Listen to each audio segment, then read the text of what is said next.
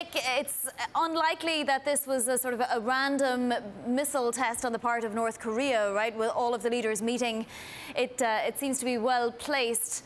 Is there a danger of them talking too much about this? Is there a danger of them giving it too much weight?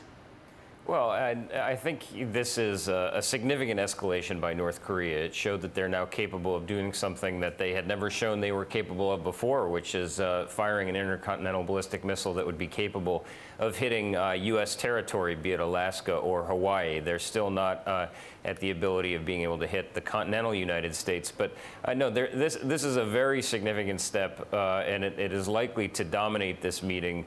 And rightly so, because President Trump will be meeting with many of the key players, crucially with China's President Xi Jinping. And he really sees China as sort of the main conduit to exert pressure on North Korea. So that's likely to be his focus in Hamburg. Yes, and yet he couldn't help but needle China today in a tweet about trade. But Angela Merkel is also meeting with Xi Jinping. Could there be some kind of trilateral agreement here between, say, Germany or NATO countries, China and the US at the end of all of this?